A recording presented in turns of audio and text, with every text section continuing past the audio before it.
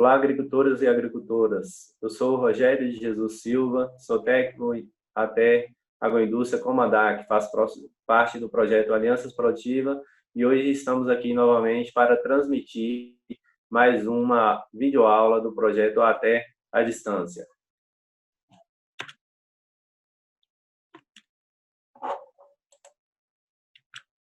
Hoje vamos falar um pouquinho sobre os fatores que interferem na qualidade de produtos panificáveis, que são pães, os diversos tipos de pães, e a fabricação do panetone caseiro, para que você, agricultor, você, agricultora, e você também que está internauta, que quer aprender a fazer um panetone caseiro em casa ou no seu pequeno empreendimento, seja rural ou urbano, consiga estar realizando a fabricação e, posteriormente, até quem sabe estar comercializando e gerando mais uma nova fonte de renda. Existem diversos tipos de pães, né? A gente conhece o pão francês, o pão de forma, pão sírio, baguete, o panetone, o pão de hambúrguer e diversos tipos de pães. O pão, não só do Brasil, mas de todo o mundo, o pão está na graça de toda a população e é consumido diariamente, tanto no café da manhã, como em lanche, como no horário da noite, em diversos horários, e também está presente em todas as comemorações, como, por exemplo, o panetone, que é indispensável nas comemorações natalinas, onde cresce muito o seu consumo e, consequentemente, a venda. Para a fabricação de um pão de qualidade, diversos ingredientes são necessários, como a tecnologia adequada de fabricação, seja de forma caseira. Quando se fala tecnologia, não está falando de equipamentos sofisticados em grandes escalas, está falando de aplicação de métodos e experiência empírica adequada para a fabricação do pão de qualidade.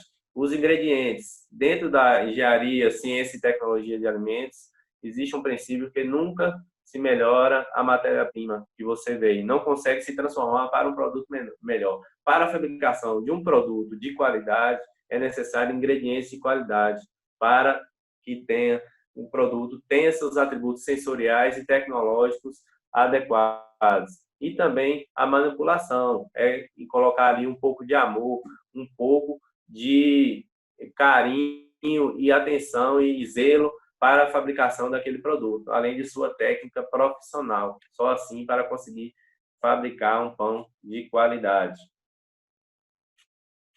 Dentro da tecnologia de panificação, nós classificamos os ingredientes entre essenciais e não essenciais.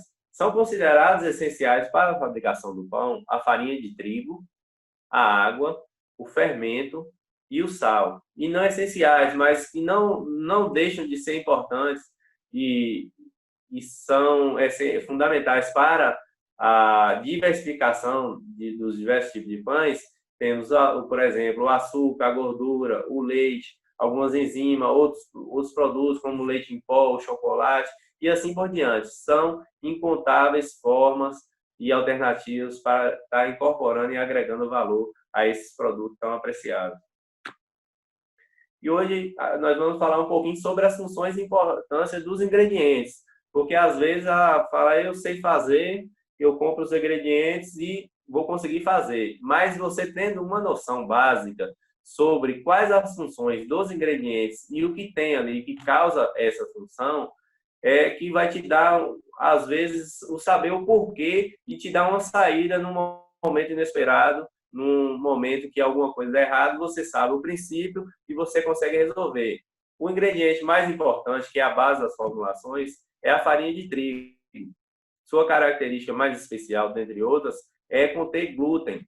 O glúten é o quê? O glúten são duas proteínas, a gliadina e a glutenina, que conferem uma rede tridimensional, que além de reter o gás, é capaz de dar a forma que a gente conhece ao pão, dar a extensibilidade e a elasticidade necessária para que esse pão tenha uma forma e tenha uma textura desejada. Então, a farinha de trigo, apesar de haver produtos especiais que são livres de glúten para aqueles que possuem doença celíaca, a farinha de trigo tem essa característica única de conseguir ter essa rede que, quando trabalhada mecanicamente após a hidratação e a adição dos outros ingredientes, ela consegue formar essa rede que é capaz de reter esse gás e todas essas características que eu já falei. Um segundo ingrediente mais importante é a água, pois a água vai hidratar a rede de glúten e também vai possibilitar as características tecnológicas de assamento, textura e diversas a viabilidade do fermento, que eu vou falar um pouco mais na frente, mas a água é o segundo ingrediente mais importante. E essa quantidade de água, ela é variada de acordo com a farinha. Cada farinha ela tem uma capacidade de absorção de água e para isso é necessário experiência empírica e experiência também tecnológica e capacitação profissional para estar desenvolvendo e recebendo essa farinha e conseguir estar distinguindo isso e testando na prática. O excesso de água, o excesso e a falta, tanto o excesso e a falta, causam efeitos durante a fabricação dos pães. Quando você tem o excesso, você prejudica o desenvolvimento e a formação do glúten e também o formato. Ele vai estar numa forma tão pastosa, vai estar numa forma tão mole que ele não vai conseguir ter um formato, não vai conseguir se sustentar e muito menos reter o gás. E a falta provoca a baixa fermentação, porque não vai ter água disponível, o fermento vai estar utilizado, vai ter uma textura não agradável, o glúten também não vai conseguir se desenvolver e a questão também do sabor e diversos outros produtos. Essa água ela precisa ser uma água potável, tem uns parâmetros técnicos aqui, mas isso é mais para o pessoal que trabalha diretamente com o tratamento de água, mas o pH dessa água é ideal que seja entre 5 e 6, a dureza moderada, e dentre a dureza, eles são os sais minerais que estão presentes na água. Dentre esses são importantes para a fabricação de pão, é o cálcio e o magnésio, que eles fortalecem o glúten, formando um pão com volume maior e também com uma textura mais agradável e satisfatória. E o excesso também pode ser tóxico e pode estar matando o fermento, então deve ser controlado, tem uma dureza moderada.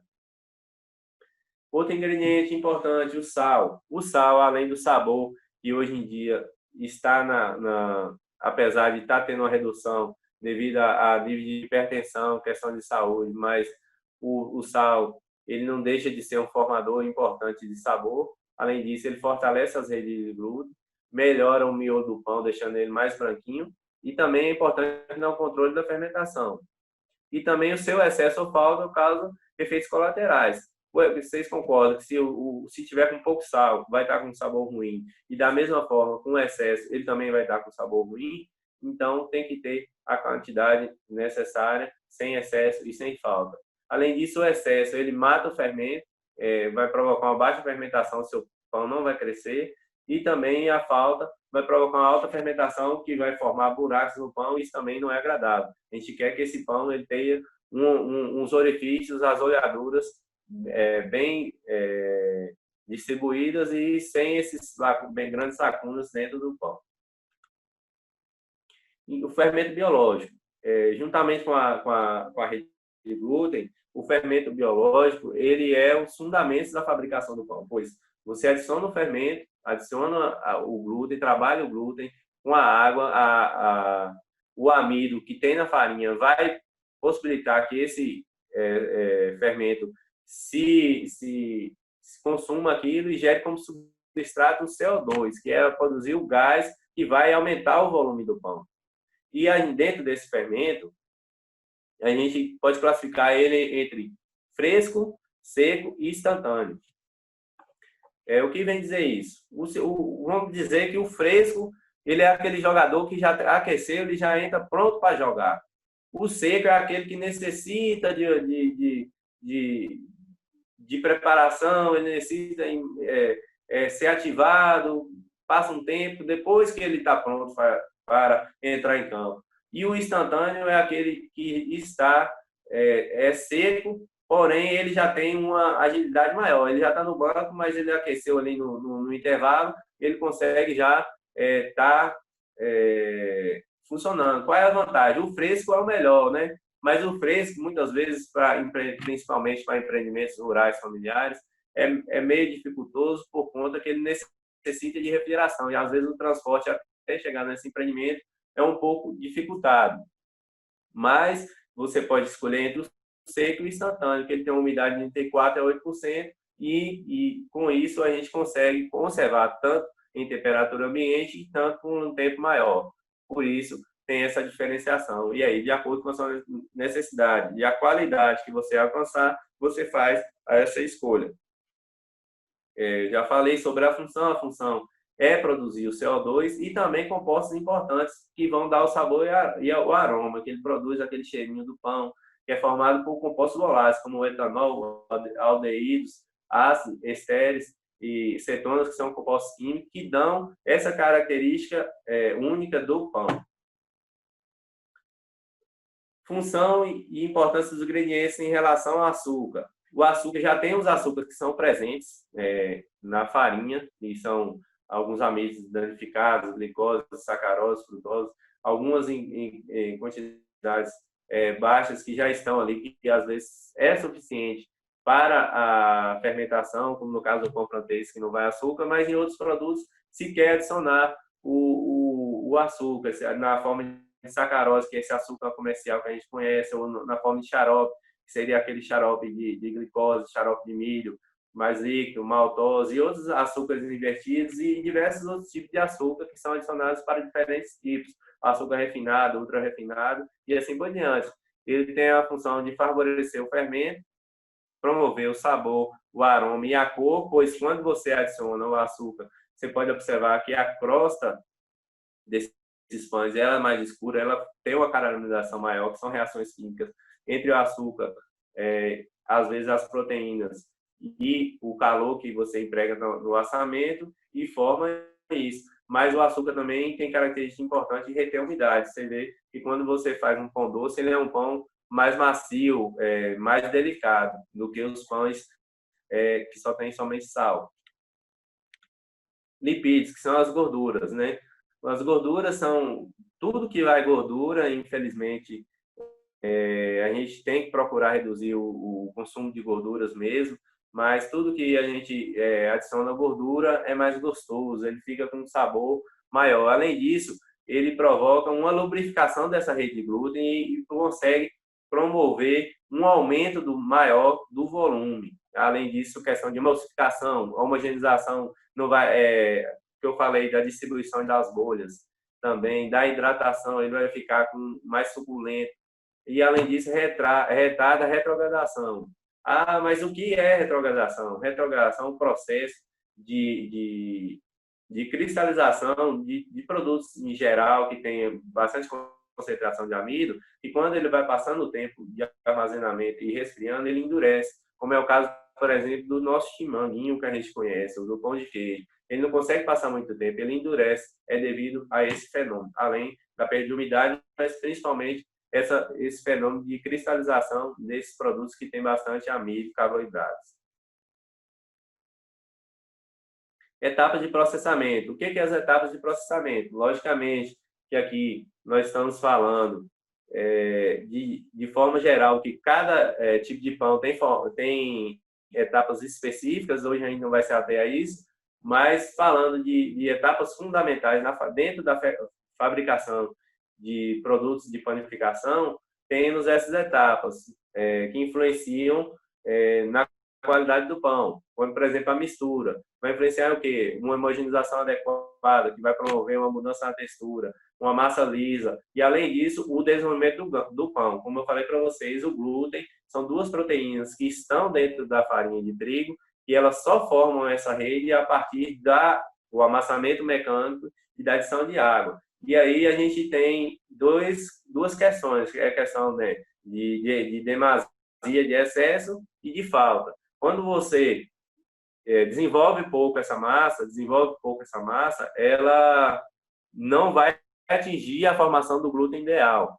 E quando você também amassa demais, como passa daquele tempo, a massa ela vai quebrar, né? Você vai amassar tanto, você vai trabalhar o glúten tanto que ele vai se estressar, ele vai começar a rasgar, romper as ligações químicas. Então é importante ter um tempo. E cada farinha ela tem um tempo de desenvolvimento, de acordo com as características de farinha, de acordo com a concentração do glúten, de acordo com a qualidade desse glúten, se o glúten se é feito da farinha importada, se é do trigo nacional. E existem diversas características para influenciar isso, mas em geral nós temos um amassamento aí de 6 a 12 minutos.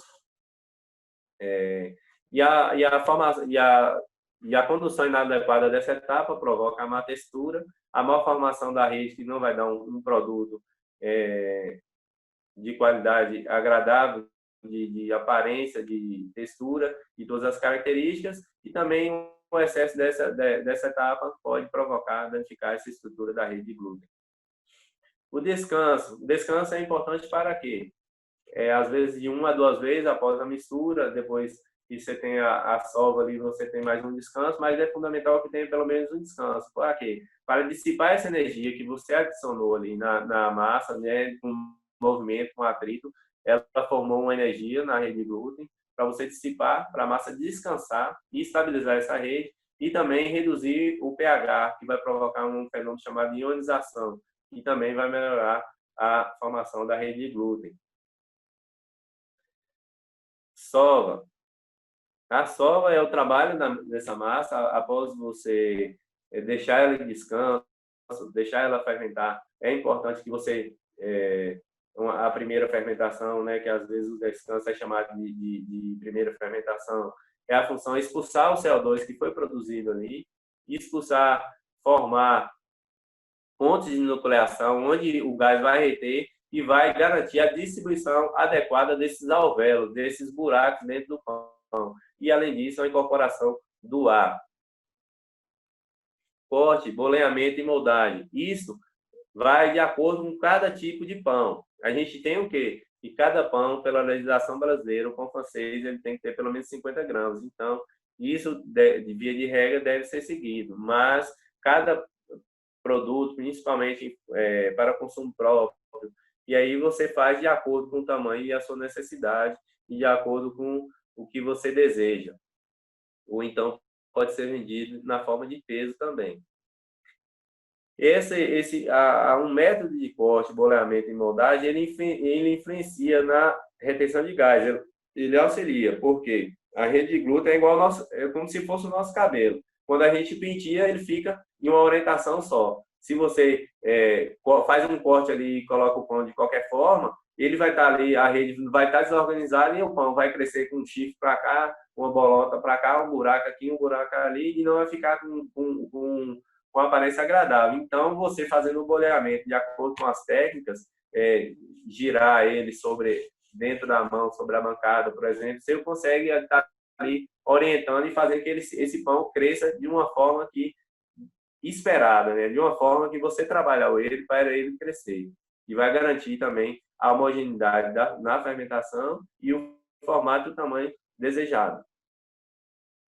Isso é a fermentação propriamente dita, a fermentação final. Essa, sim, tem a função da produção do CO2,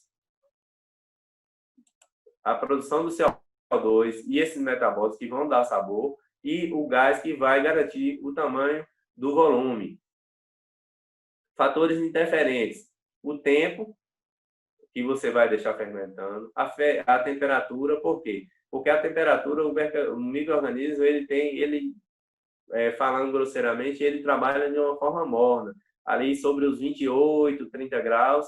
Se você aumentar muito a temperatura, ele não vai se desenvolver. Se você deixar ele frio, também não vai desenvolver. Então, você tem que procurar um ambiente que vai garantir uma temperatura um pouco acima da temperatura ambiente para que ele fermente de forma adequada. A concentração, se você coloca pouco ou muito fermento, se colocar muito, às vezes vai ter um alto consumo dos carboidratos, uma alta fermentação, ele vai crescer tanto que vai estourar e depois vai murchar. Então, você tem que ter uma concentração adequada de acordo com o tipo de pão e o tempo de fermentação que você deseja. Se é uma fermentação rápida, de 1 hora e meia, se é uma fermentação média de 2 a 4 horas, ou se é uma fermentação de um dia para o outro. De acordo com a concentração e o método de fabricação, você vai definir essa concentração de fermento. E também a presença de açúcar. Se é um pão que você adicionou açúcar, se é uma farinha que ela já tem uma quantidade de açúcar adequada, isso vai influenciar diretamente na fabricação. Forneamento e assamento. É nessa etapa do forneamento que você transforma a massa em pão, que se vai ter as reações, ele vai ter um processo de assamento propriamente dito. Então, ali vão ter as reações chamadas Maillard e caramelização, que às vezes o nome pode ser complicado, mas isso dá sabor e cor ao seu produto, são reações químicas. A volatilização, aquele cheirinho do que sai do forno, aquele cheirinho da casa da avó, que a gente nunca vai esquecer, também ocorre no assamento.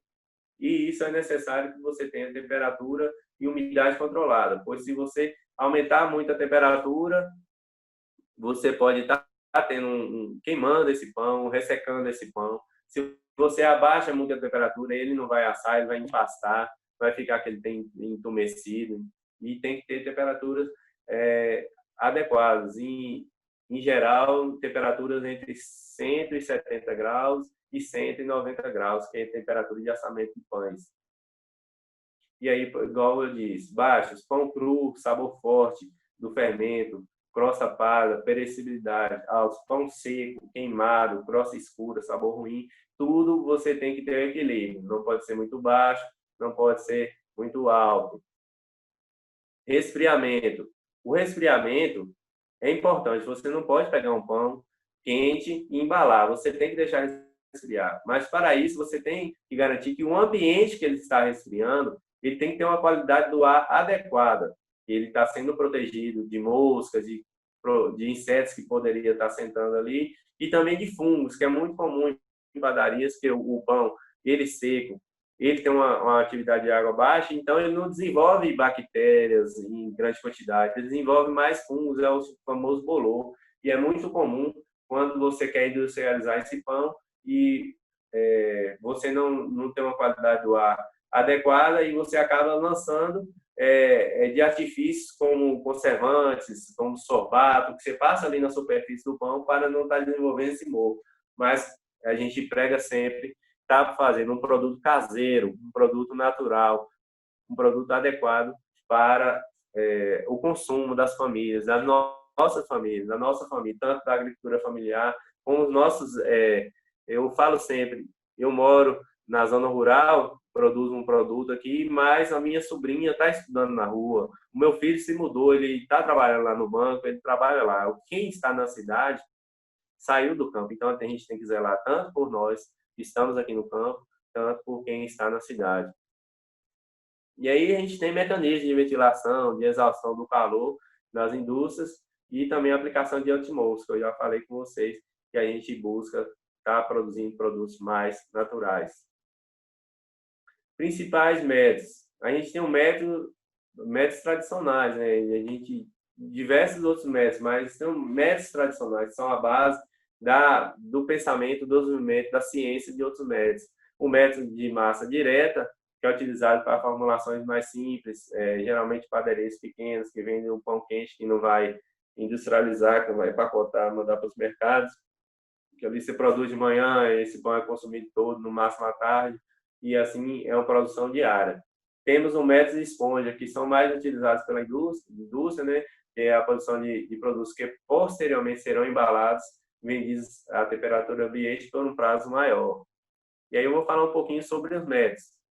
No método de massa direta, ocorre uma única fase de mistura, uma sequência lógica de adição desses ingredientes na masseira, e aí você controla o tempo de mistura, um tempo mais longo, e o descanso é fundamental, como aquelas funções que a gente falou sobre as etapas de produção. Qual a vantagem? Ele é mais rápido, mais barato, possui menor quantidade de operadores e energia gasta e é mais prático. E as desvantagens? Ele é menos versátil para a produção de produtos diferenciados, como por exemplo a gente vai falar mais na frente do panetone e outros produtos que aí vocês vão entender o que a gente está falando.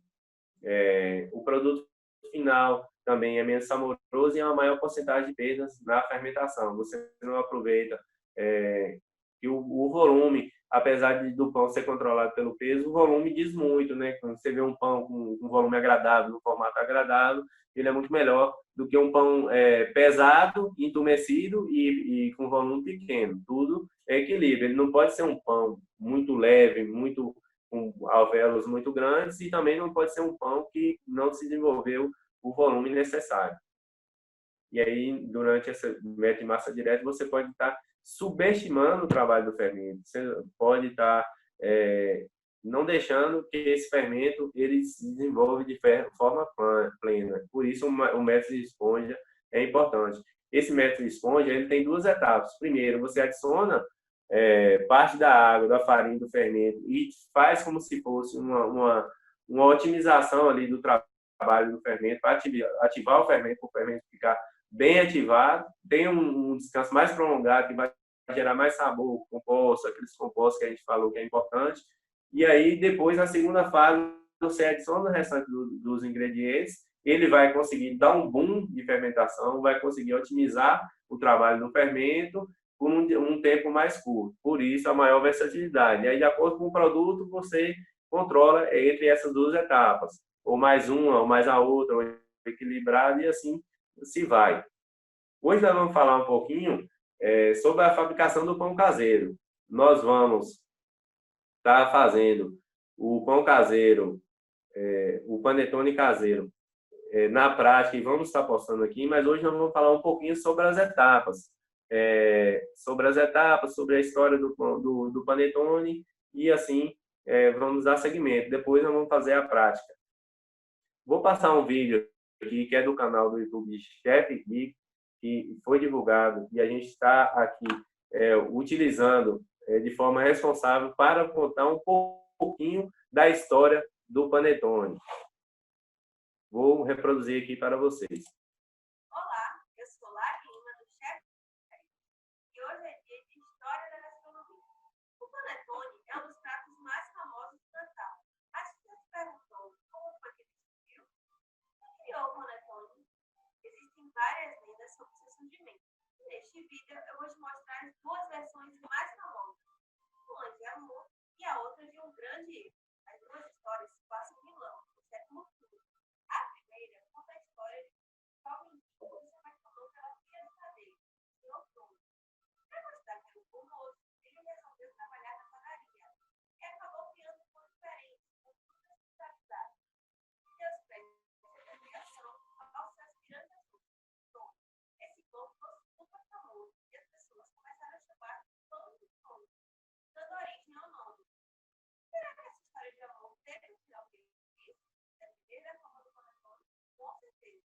A segunda história também tem um ponto. Dessa vez, ele era o cozinheiro da corte do Duque de Milão, o senhor Ludovico.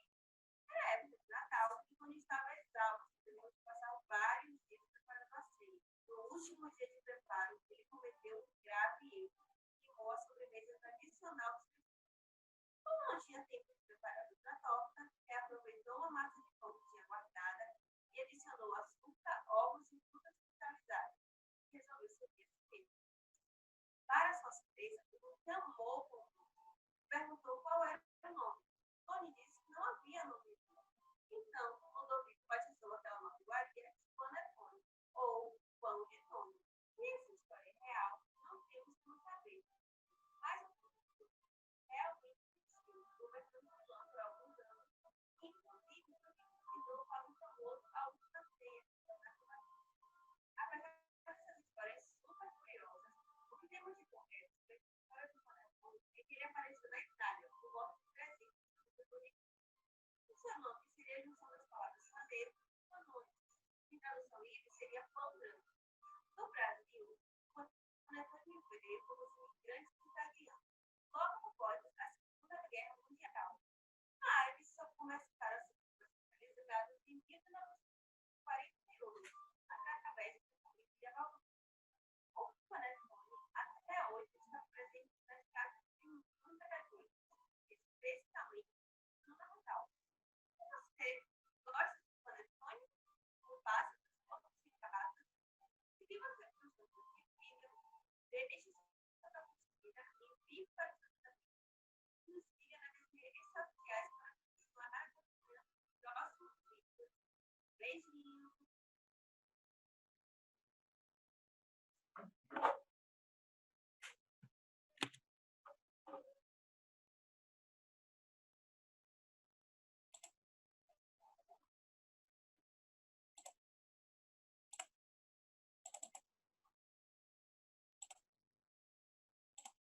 Voltando para a apresentação, pessoal, nós vamos falar um pouquinho.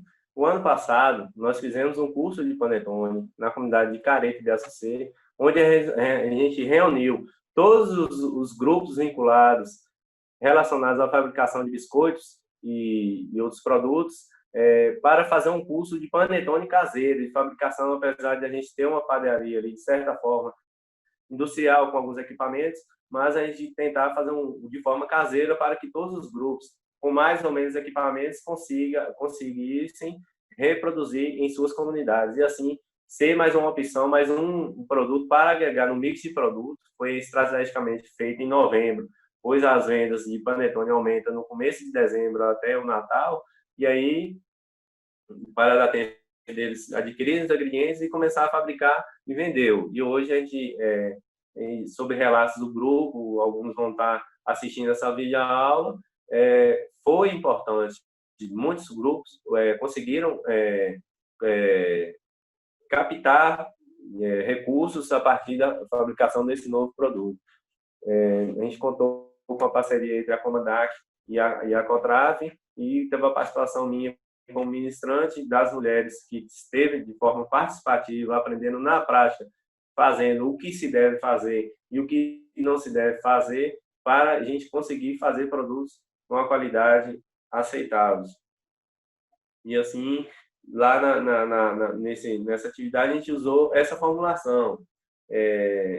Na internet, em livros, em outros técnicos, várias pessoas podem ter diferentes quantidades. Então, para fazer uma receita do panetone, nós utilizamos lá no curso, para 1 quilo de farinha de trigo, sempre as receitas de produtos panificados em cima da quantidade de farinha de trigo. Para 1 quilo de farinha de trigo, nós usamos 10 gemas, 200 gramas de açúcar, na margarina 200 gramas, sal 10 gramas, essência de panetone, que pode ser adquiridos aí em supermercados, em depósitos de produtos a granel e outros lugares, bombonieres e etc.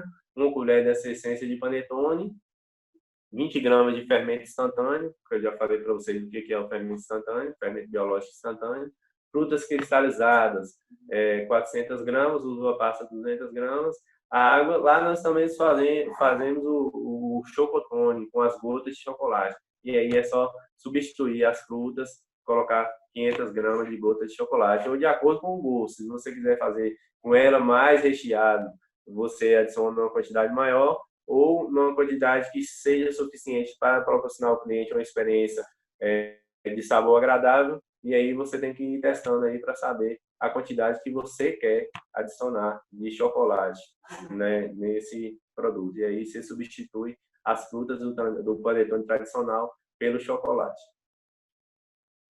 Essas etapas de fabricação. Aqui a gente está passando etapas simples, você às vezes quer para você fazer em casa, não é? Eu preciso ter uma padaria para estar fabricando um panetone. Aqui é uma etapa simples para você fazer em casa. Por exemplo, em um recipiente, você adiciona 500 gramas dessa farinha, que é metade. Às vezes, se você não tiver uma balança, você vai pela experiência, pelo olho, metade do pacote. O fermento, que é as 20 gramas, se for seco. Se for o seco, você adiciona umas 30 gramas, e o instantâneo você adiciona somente 20 gramas. A água, e aí você mistura bem nessa panela, nesse recipiente que você vai escolher, nessa bacia de plástico, ou até mesmo de aço inox, dependendo do seu recurso que você tiver. Deixa esse repouso por 1 hora. E aí a gente vai sempre estar falando aqui sobre dica. Nessa etapa, a água vai de acordo com a farinha. O ideal é não ser adicionar de uma vez, ir adicionando aos poucos. Às vezes você vai fazer uma receita, vai dar errado, mas você observa, se você adicionou água demais, quando chegar lá na frente, tem como você colocar mais um pouquinho de farinha. Se você adicionou água de menos, às vezes vai ser necessário você colocar mais um pouquinho de água. Mas aí você vai de acordo com essa farinha que você vai comprar, da marca, se ela é industrial, se ela é doméstica, se ela tem um glúten mais fraco. E aí, de acordo com isso, você vai ver a marca aí que vai atender. Mas aquela quantidade de água é uma água para você se basear, 400 ml de água. Ele vai ficar um ponto bem mole, vai ficar uma massa de bolo, assim. Às vezes ele vai ficar uma massa de bolo, vai ficar mais mole, porque você só adicionou metade da farinha. e a quantidade e a água. Então, esse fermento ele vai ter uma viabilidade maior, ele vai ter uma atividade de água grande, ele vai fermentar, ele vai formar, a massa vai triplicar de tamanho. Então, não se assuste e também não coloque uma vasilha muito pequena. Coloque uma vasilha que tem espaço suficiente para essa massa estar crescendo de tamanho. Na segunda etapa, você adiciona os outros ingredientes, açúcar, a margarina, a gema, sal, o restante da farinha, a essência de panetone, e aí você vai ter que misturar e amassar bem. Como eu estou falando aqui para vocês amassar de forma manual, não adianta vocês amassar por 5 minutos. É bom pelo menos 10 a 12 minutos e com bastante vontade, né?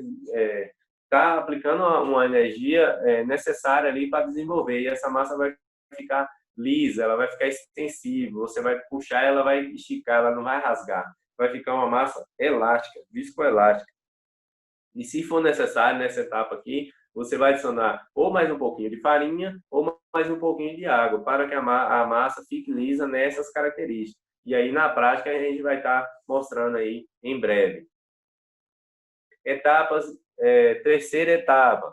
Abra essa massa manualmente, ou se tiver um rolo, abre essa massa, e aí você vai colocar as frutas na massa. Aí tem duas formas. Ou você pode repartir já essa massa e adicionar essas frutas individualmente, pesando se você tiver uma balança em cada uma, ou você vai adicionar a quantidade de frutas todas. Isso, às vezes, é melhor porcionado para o chocolate, mas para a fruta, você pode estar adicionando ela na massa toda, misturando e depois você cortando as porções que vai ser na próxima etapa, que eu vou explicar para vocês. E aí, tem uma dica do chefe importante, que é você adicionar pelo menos 3 colheres de fruta numa bacia, num recipiente. Vai polvilhar essas frutas antes de adicionar. Por quê? Porque se você adicionar as frutas diretamente na massa, pode ser que elas desçam para o fundo da forma e não vai ficar distribuída. Aí você vai comer em cima sem recheio, e quando você cortar a parte de baixo do panetone, ele vai estar com o recheio todo concentrado ali, que também não é agradável, né? Tudo demais é sobra. Não é legal que ele fique distribuído ao longo da altura do panetone, da distribuição do formato do panetone. E usa a criatividade para substituir o recheio. Faz com a gota de chocolate, que eu indiquei, faça com doce de leite, faça com beijinho, com goiabada, com uma fruta tropical que vocês têm aí, um doce de umbu, e aí vai usando para fazer um produto diferenciado, um produto que a gente sabe fazer, que é um produto diferenciado que a gente sabe fornecer, um produto com sabor, saudabilidade e também diferenciação aí, com a criatividade que as nossas agricultoras e agricultores têm. Viu? Essa é a dica do chefe na etapa 3. Quarta etapa. Divida a massa em porções de 550 gramas. Se você comprar uma forma que ela for de 500 gramas, geralmente ela perde 10%. Então, você adiciona um pouquinho, se você tiver balança. Se você não tiver balança, se você seguir essa receita que a gente está falando, você divide essa massa em partes iguais, em 5 partes iguais, que geralmente. Mas, às vezes, se você adicionou mais farinha do que isso, você vai estar fazendo 6 partes, de repente. Vai usando a experiência de 5 ou 6 partes, e aí vai dar certo. Geralmente rende 5 partes e um pouquinho, quando você pesa 550 gramas. Mas eu estou falando de dividir em 5 partes para você ter 5 produtos de forma igual, né? Mas aí talvez você vai querer fazer 3 receitas de uma vez, aí vai ser 15, aí você vai usando aí o que você, de acordo com a sua necessidade, se você quer vender, você quer fazer para a família no Natal, e aí você faz de acordo com a sua necessidade. E aí você boleia a massa. Lembra que eu falei com você sobre bolear a massa, que é importante, né? Se você cortar os pedaços iguais e jogar dentro da forma. E aí ele vai crescer de forma desordenada, com chifre para cá, outro chifre para lá, ou então ele não vai crescer tanto porque você não moldou a rede glúten, você não orientou, você não penteou, você não tratou com zelo essa massa. Aí você boleia redondinho e tal, alisa, coloca ele para dentro, assim, ó, vai fazendo um movimento na mão, englobando ele para dentro, formando uma bolinha, e coloca com cuidado dentro da forma, virado para cima, na superfície mais lisa.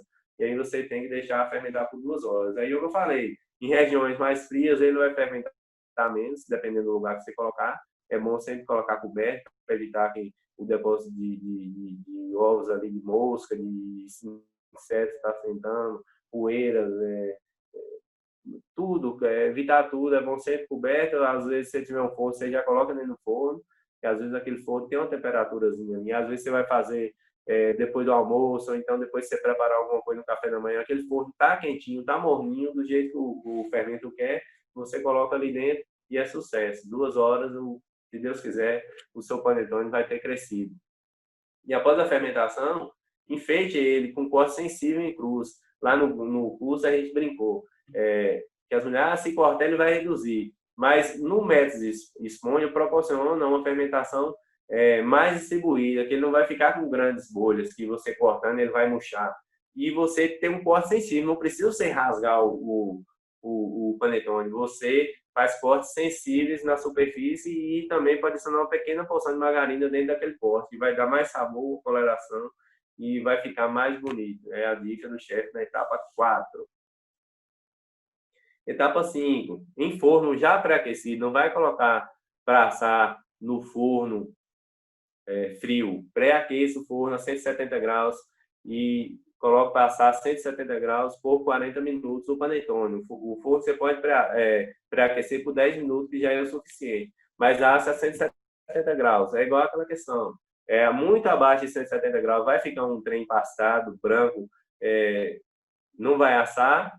E muito acima também pode estar queimando a superfície ali, e não está assando embaixo. Então, 170 graus é uma temperatura ideal, já testada aí, tanto por cozinheiros como por cientistas e etc. 170 graus é uma temperatura legal e 35 a 40 minutos, de acordo com a sua potência de forno, se tem turbina ou não. Às vezes você tem um forno como esse, né, desse grupo do Careta, você pode colocar 30 minutos sem a turbina e mais 10 minutos, que ele vai dar aquela potência ali, vai dar aquela coloração na superfície agradável. E também só embala após o resfriamento, mas o resfriamento não é 1 hora. Muitas vezes, para panetone, o resfriamento é até 24 horas para poder embalar. E aí a gente tem que sempre estar atento a isso. Tem uma dica do chefe aqui nessa etapa. Você pode resfriar ele de cabeça para baixo. Nessa parte inferior da forma, você pode estar espetando um palitinho de espetinho e tá virando ele de cabeça para baixo e pendurando ele em suportes ali, e ele vai ficar mais rasgadinho no final e também ele não vai ceder, né? Que às vezes você resfria ele em pé, a forma tá ali, às vezes ele pesa sobre si mesmo e murcha ali para dentro. Então, se você resfriar ele de cabeça para baixo, é mais uma dica do chefe aqui nessa etapa. E aí, queria agradecer a vocês. Em breve nós estaremos postando mais uma videoaula prática aí sobre a fabricação do panetone. E aguardem, espero ter passado um pouco sobre as funções e a importância de estar atento a cada etapa, porque às vezes a gente acha que não é importante fazer isso, fazer aquilo, mas tem que saber o porquê está atrás disso. E espero que nessa aula vai ficar armazenado aí, você pode assistir várias vezes, assistir quantas vezes quiser, assistir quando precisar, e um forte abraço para vocês. É mais uma videoaula do Até a Distância, da parceria Ecotraço Comandac, da parceria mais forte do Governo do Estado, CAR, Bahia Produtivo, Governo do Estado, Banco Mundial, e aí estamos juntos nessa caminhada pela agricultura familiar. Um abraço. Até a Distância é uma adaptação das atividades de assistência técnica e extensão rural do Bahia Produtiva, projeto do Governo do Estado da Bahia, por meio da Secretaria de Desenvolvimento Rural do Estado da Bahia, executado pela CAR, Companhia de Desenvolvimento e Ação Regional, com recursos provenientes de acordo de empréstimo com o Banco Mundial.